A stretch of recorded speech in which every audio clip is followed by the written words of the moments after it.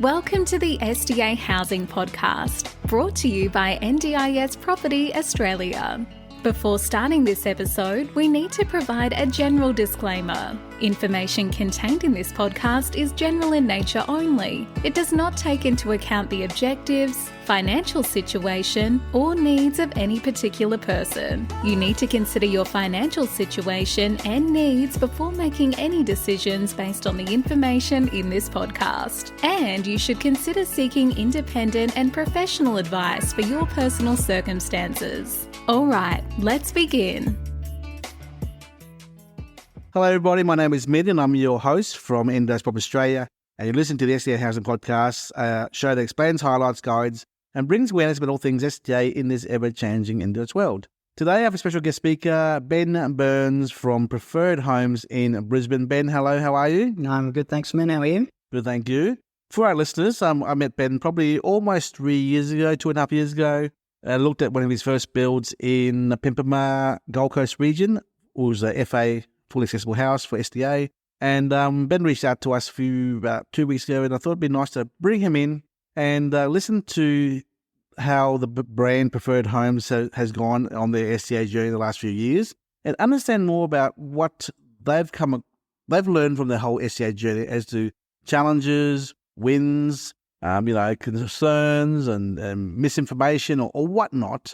So our listeners who are either providers, investors, participants, and other builders and developers can understand that it's not smooth cruising in the SDA world, and we all learn from our journeys. And Ben, you are here to talk to us about your journey with you and your business partner, Marcus. Ben, who is Preferred Homes and what does it do, and why do you exist in the current world of SDA?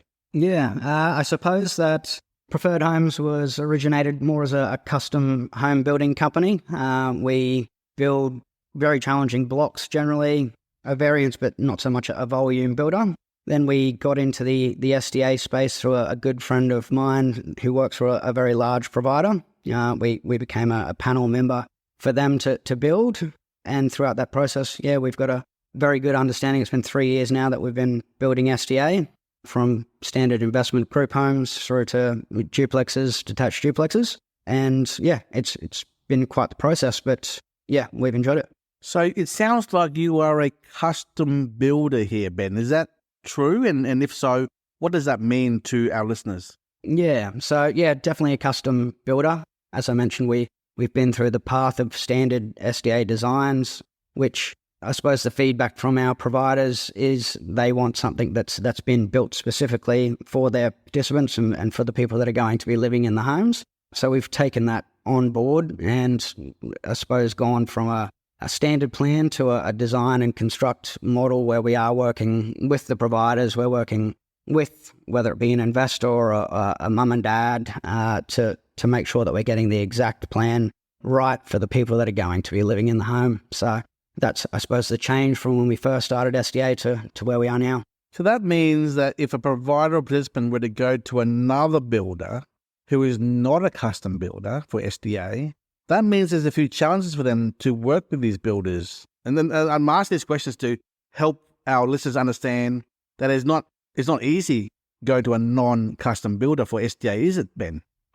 Yes, it's pretty much that's the case. I believe you walk through into more of a cookie cutter approach, which is more of it's more palatable for an investor to look at a house and land package, see the pricing, understand the process that they need to take as far as getting to contract and to build. Whereas when you go down the design and construct, maybe a little bit more challenging to understand, but we understand that the requirements should be looked at from a provider's perspective and from a sales perspective rather than from the investment perspective, because you're going to want to spend a little bit more time on design and you're going to want to spend a little bit more money to make sure you're in the right locations. Just taking on the feedbacks from the provider to make sure that you've got participants in your home once it's complete. You don't want to be sitting there with vacant rooms. Totally understand, Ben, and I want to poke you again. Right, and this is not to offend you. The word design to construct or design to construct, I mean, surely every builder says those words, right? And it sounds very easy. What does design to construct mean compared to a non design construct process? Yeah, so I suppose the process we take is when somebody comes to us to look at a particular project, say they've got a block of land that they need a knockdown rebuild or a vacant lot ready to go and they want to build SDA, we'll arrange a meeting with ourselves, the designer, and if there's a provider already there in the background, we'll take into consideration everything as we go through. We sit down with our designer, we go through all of the concept ideas that we need to include in the property that not only works for the provider, but is obviously suitable for the block of land that we've got to work with. We look at everything from certification standpoints through to SDA certification and make sure that we get the best plan possible for the block, for the provider, and I suppose as cost-effective outcome as we can for the client and owner as well. Yeah, gotcha. So I guess talking to you offline outside of this podcast, you mentioned to us in our office here, to our team, that you specialise in more different field of SDA, design and construct, as you say. You're working very closely with providers for construction, for the providers who are buying it directly. So when you say for providers, we don't mean for a provider on behalf of an investor, it's for the actual provider, number one. And number two, you also talk about a lot working with families, so families with participants who are in their children in the family who are participants on the NDIS, bespoke design and build delivery for such participants, number two. And you also mentioned the word knockdown rebuild, which we don't really hear often from other builders, the word knockdown rebuild. So I guess, Ben, those three factors there, building for providers, building for families, and knockdown rebuilds are a point of difference, don't you agree? Yeah, I definitely agree. The way we see it from an ethical standpoint, we believe that building these homes for the right reasons and for the right people, the way they should be built, is high on our list of priorities. At the end of the day, it's still good for the investor, but we've got a strong focus on making sure that we're building ethically, making sure we're in the right locations. You know, we're listening, we're understanding, and we're providing what's required. So cool. Ben, tell us more about these locations as you refer to in Brisbane and South East Queensland, please. Yeah, so I mean, we've got a project in Jindalee at the moment, which, you know, it's got a provider who's very, very keen. Can't wait for the construction to be complete so that they can have their participants move in. We've got another one in Chermside. It's going to be another great project. Obviously, a little bit more challenging to find the land in Chermside, but so the Chermside one, is there a land yet? Yes. So who's it being built for? What's the design category and how many rooms and what's the specs for that? Yeah, for that particular block, you're looking at a 600 square metre block, generally around 20 metre frontage by 30 metres deep. We're building a duplex style setup. So you've got a party wall in the middle. You've got a 2-bedroom one side and a 1-bedroom on the other side. And we're getting it through as a community residence. So can I ask you a technical question here? In my mind, I'd call that a dual lock product, but you're calling it a duplex because it's 2 in 1. Please clarify, please. Well, I suppose they're much of a muchness. A dual lock application is very similar to duplex application. The difference here is because we're utilising community residents through our certifiers, it means that we do not need to separately title the land or the dwelling, and we can avoid infrastructure charges and DA applications.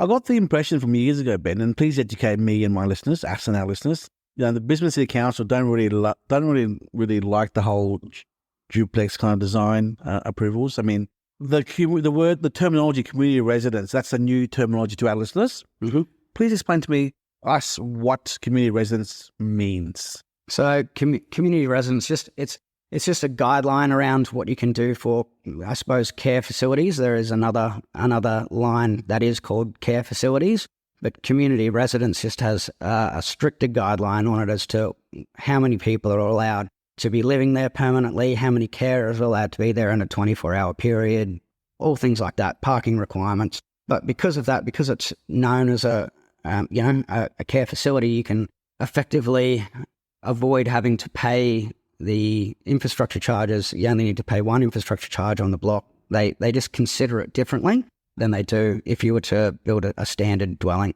Sure. So you mentioned just before how many carers can be there in a 24-hour period. So what are those rules? Can you? Yeah, so I believe it's 7 carers maximum within a 24-hour period that can be on site. As far as the residents are concerned, you're capped out at 6 people, including a carer, and that's for permanent living. Yeah. So from my memory, from other discussions from other architects and designers, they said, it's possible that if there's a breach of those numbers of carers on site and a neighbour complains, council will be aware, they'll come and they'll watch, they'll count the numbers, and if there really is a breach of those rules, the council can shut down that operation. Yes. In theory, right? Yes, correct. Okay. So community residents must be, it's not a loophole, it's just simply a more complex kind of project to deliver. Yeah, there's I suppose there's just a few more rules around it, but the benefits of going down that path will outweigh the restrictions. At the end of the day, one of the biggest bits of feedback we get from the providers is they don't want to have a house with, 4 or 5 participants in there. So a lot of the projects we're getting are just 2-bedroom and auxiliary, so a 1-bedroom, or, a 3x2 maximum, but with enough space for them to have their own room. So it's designed in a way that it's better for the participants, and you're never generally going to breach those rules of having too many people on site with a limited number of rooms. Do you find that the providers who come to you prefer the community residence model? It's the providers aren't necessarily affected by the community residence model unless we're building directly for them, in which case it will affect where they're going, because at the end of the day, they're effectively our clients at that point as well as the provider, which means, you can be up for 25 to 50K per room in infrastructure charges if they don't go down that path. So you could potentially save $100,000 in infrastructure charges plus the DA wait times and costs associated with that. Yeah, so we see it as the preferred method if you're not fully intent on subdividing the block and having 2 individual residences. So if an investor came to you with a block of land in Chermside, do you say to them, well, you can do community residence product or a standard 4-bed, 4-bath kind of product? Do you present both options, or do you ask why? Do you go through that process? No, not necessarily. I mean, obviously we ask all of the questions. We're finding the people that are coming to us with their infill sites have either built a group home before somewhere and they've realised that probably wasn't the best option for them, maybe not have had enough provider feedback before they started, things like that. And they're coming to us on their second round to, I suppose, refine what mistakes they had made, probably have listened a little bit more, realised that spending a little bit more upfront for the long-term benefit is in their interest. So, yeah. So, Ben, you've been in this game for 3 or 4 years now. You've been studying it and delivering product. What are the disconnects or the flaws with the way SDA and NDAs work in the marketplace with regards to demand, supply, participant requirements, and as we discussed offline already? What have you seen the last few years that just doesn't click well with you, Yeah, I suppose, as I mentioned to you, we started out our model, with a standard plan, able to sell to mum and dad investors and go down that path. What we noticed very quickly was the locations that were being requested by the providers were not in the areas that were easily accessible from a cost perspective, from a land availability perspective. It was very challenging. So if you're trying to keep in mind the provider and you're trying to keep in mind the investor, we found it very difficult to make things stack up at a client's expected return. The 10% and the 12% we saw very quickly were not going to be as achievable in city areas than they are in, say, Ipswich, Logan, those sorts of places. But also, as I said, you're better off having your property tenanted at 8% than you are at, Zero? At 0% if you don't have, yeah. So I guess from a outside perspective, Ben, I'm seeing you as more of an outcome-driven builder than an income-driven builder, correct? Yeah, 100%. And that comes down to having respect for the NDIS scheme as well and the people that are going to be living in the homes. It's something that we learnt at the very beginning. If you're not listening to the provider, then you're not providing what they want, and inevitably you're going to have issues with tenanting the property. If we listen from the beginning, we have an understanding that we're not building homes for every able-bodied person. We're building homes for people with disability, changes the way you think about the design. It changes the way you think about how they would be living. And even though it may be better than the current positions they may be in, whether it be at hospital or aged care or something like that, it can still be done better. And I think that's what we're trying to achieve. Okay. I'm going to ask you a personal business question here, and I want you to think hard about this answer because it's being transparent here. If you are a custom builder who is very bespoke and focused on delivery of the outcome for participants and families, which is a great thing, by the way, it's very hard to find people like businesses like yourselves, right? The fact that you've built 15 already built SDAs around South East Queensland and 4 more underway now under construction, that's roughly 19 there. How many have you turned away because your values don't align with the investors' requirement? That's the question I'm asking. How many have you turned away? I couldn't tell you an exact number, but roughly, I would say we would have turned away 30 people. That's physically turning away, but I suppose the difference is we could have gone out. I've got obviously a lot of relationships with a lot of developers over the years, and we could have gone out and packaged every block we could get our hands on, and I could have sold them tomorrow. So it wasn't so much the fact that you'd be turning people away. It's more the fact that you're not even choosing to entertain that path because you know it's purely just for the money. At the end of the day, they weren't hard to sell. Everyone you spoke to, I could get them over the line with the returns. You could be looking at a 4 to 5% return, or you could be looking at a 10 to 12% return, and it's a no-brainer. That just didn't sit with us, so that's why we pivoted where we were going. Yep. I think for our listeners to hear both yourself and myself, Ben, talk about this, it's good to know from a client, participant, and provider point of view, knowing that even the builder knows when they say no, right? Because we know, you and I both know, Ben, really out there, if a builder can get the job, they'll get the job. They'll take every job that they can just to make money. Let's be honest, 100%. Right? And it takes a lot of guts and a lot of determination to say to someone, no, I don't want your business. And any line of work, let alone being a builder, which is a very tough industry to crack right now post-COVID. Lack of trade, lack of blocks, lack of business. So I commend you and Marcus, your business partner, on staying firm. And this was very clear to me when I met you almost 3 years ago that this is the way your business was run. You're not going to let investors or other agents dictate how SDA should be delivered to the marketplace. And I think it's great that you guys have really committed to being more of a bespoke custom builder and doing what's right for the market and what's right for participants and their families. So congratulations to you, mate. Thank you. But moving on, what have you seen out there, but not necessarily yourself, but where it doesn't work, that people gotten it wrong? You guys have gone very slow in your process in preliminary designs, quotes, custom designs, and contracts and engineering reports and SDA assessors, assessments and logic and all that kind of stuff. That's a bit of a process there. As you said, 10 weeks to get them all rolling there and another seven months plus to build a house. You don't cut corners. It's obvious to me. But for our listeners, when they're dealing with the wrong builder who is trying to build quickly and cut corners and saying what you want to hear as an investor, what can go wrong? Tell me, Ben.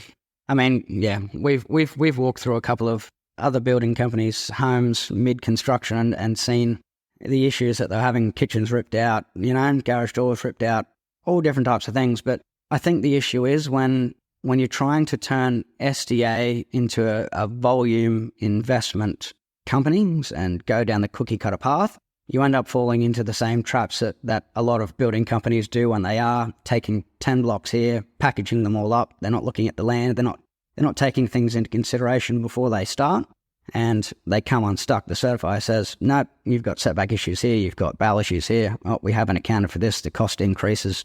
Client, inevitably gets frustrated when they're hit with $20,000 worth of costs at the end. I suppose for us, we work closely with our access consultants. We work closely with our certifiers, our town planners. All of this is done up front. Our designers, are crucial. They are involved in every process from the very beginning. When you've got that many people looking over your projects, you tend to set yourself off on the right foot from the very beginning, as opposed to scratching your head and wondering why something popped up later that could be very costly as far as time or money. Wise words. Ben, we have an event coming up next in February, and we'd like to attend, to invite you as well. What is your opinion about the misinformation is probably a wrong word, misinformation, lack of transparency, lack of too much disconnect between the still world of, and I say those words very loosely here, plan writers, local area coordinators, social workers, OTs, support coordinators, SIL providers, SDA providers, hospital discharge services. There's just so many people in that conveyor belt to get participants out the door, fully approved and ready to go towards the end result, which is a built and compliant SDA product. What have you seen from your experience as the challenges of that whole process, Ben? You tell me, you tell us. Yeah, I suppose the disconnect that we realised, and once again, we realised this early. I met a provider when we first started doing this because I knew that this whole process was not going to work without a solid partnership with a provider. And then you realise you probably need multiple, you need this and that. You start speaking with them, you start learning what they want, where they want it, how much they need, all those types of questions. And you realise that the disconnect comes when, I suppose, the product that they need and require is not what's being built in the market. It's not what's being, shown or presented as a house and land package to an investor or, mum and dad that's, looking to build a new home and they're looking at a volume builder or cookie cutter home. They're not getting what they need. So I feel like the disconnect comes from the providers wanting to make sure that their participants get the best outcome for them, the best living circumstances they could possibly have. And then from whether it be a investor or agent or builder that's wanting to go and, make a buck or make a quick deal or make the best percentage return they can get without considering both options, then the disconnect happens there. So that's why the open communication needs to be happening from the start with all parties, with reliable timelines, everything that you could possibly think about the home, you do it up front so that there's no surprises come the end of the build and you're sitting there with vacancies. So, Yep. So of your 15 builds I've already completed, 6 are full accessible, FA, and 9 are HBS, high physical support, and 0 are robust. Interesting. Why 0 robust? It's not through lack of feedback from providers requesting this. As I mentioned earlier, I've got a lot of developer contacts. There's a lot of provider contacts in there as well. There's a lot of feedback saying that you need to have the right block of land in the right area for them, firstly, to want to tenant the properties because they understand some of the conflict that can come with robust housing. So if you don't have the right block of land, whether it be sitting more isolated, a corner block near parkland or very particular, you need a very particular appetite for robust. And then from an investor's perspective, the stories are quite endless with what happens to the homes physically. So we tend to advise people to go with the high physical support route, even though providers are requesting robust homes. I feel in the best interest of our client, you would be putting that information forward as far as if you find the right block of land, you find the provider that is on board with that block of land to build robust, we will build it. But it's not going to be the first port of call when I'm advising somebody if they ask for it. So yes, yeah, totally understand.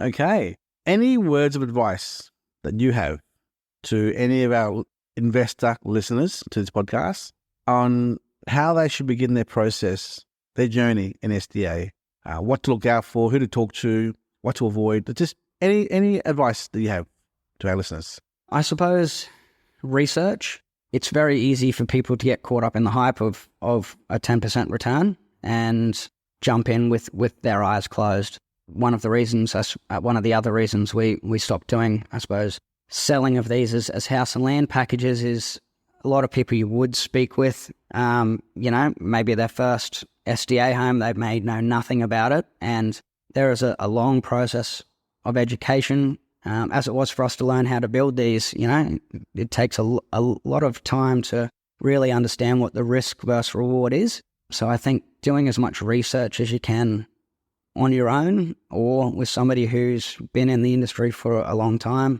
listening to what they say, doing your own research at home, and understanding the risk versus reward is key. I think you can't do enough planning and due diligence before you make the step. Ben, at the very start of your journey that you and Marcus did you do a lot of education and mentoring of investors just to ensure that they knew what they'll get themselves into? Or is that a burden that you took on board yourself? Oh, 100%, and that comes down to the ethical side of things. It's so easy to sell something at 10%. What's really hard is to look at your clients in the eyes once the home's built and they're getting 0%, So in our interest to make sure that our clients are very aware of what they're getting themselves into, educating them on the process, making sure they understand that this is, yes, it's a great investment for them to have, but it is also a home for somebody with disabilities, and to respect that process and why we're doing it. There is a greater good above the investment aspect. I think all of that's quite important. So, Gotcha. I just want to touch on one last thing here. 2-story design SDAs. We don't really hear about that much very often in the marketplace. Why is this a concept you've thought about, and have you delivered any 2 stories, and are you working on any 2 stories? Yep. No, we haven't delivered any 2 stories. We've been down the path of design, full design, ready to construct. But when it comes to quoting, obviously the projects are quite expensive. So it becomes a challenge at that point to get the physical funding. The returns on them are fantastic still. They work out to be substantially higher than the group home, but you need to be able to afford them.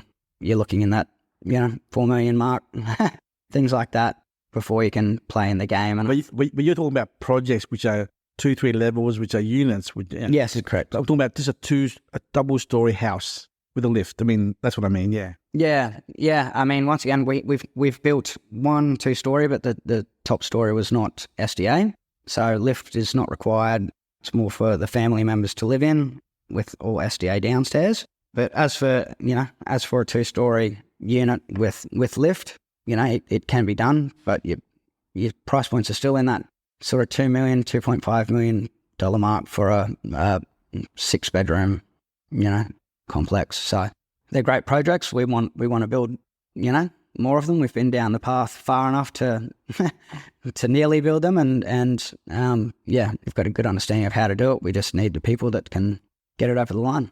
So if I can summarize, if I can walk away from this podcast here, my tag words would be building for families, building for providers, design, construct, custom builder, and infill areas around South East Queensland, and knockdown rebuilds. I mean, they would be my summary of your business. Would you? Yeah. Yep. Certainly. Yep. Anything else I've missed out on that little summary there? Those words? No.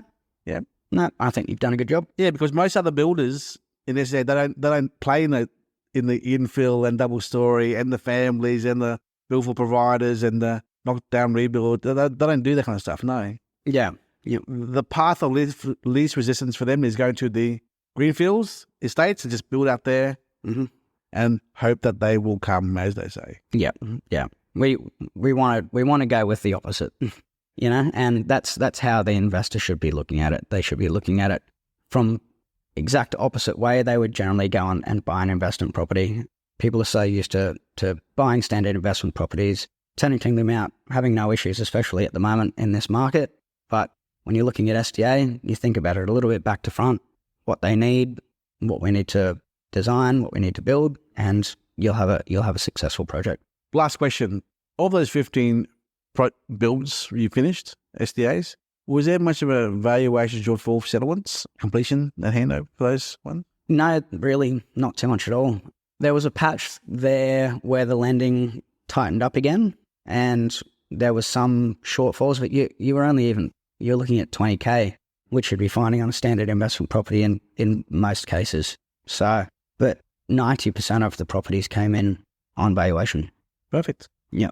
Well, Ben, thank you so much for your time. Look forward to hopefully seeing you at the event coming up at this NDAs Housing Collaboration event we're holding with a large steel provider called Blue Wing. If you're not there, at least your business partner Marcus will be there as well. Mm-hmm. And hopefully you can stay safe. And we'll publish this podcast roughly at the same time or just before you head off overseas. So that way, if anyone who comes to the event doesn't see you, they can listen to this podcast audio of yourself as well. Yeah. Thank you, Ben.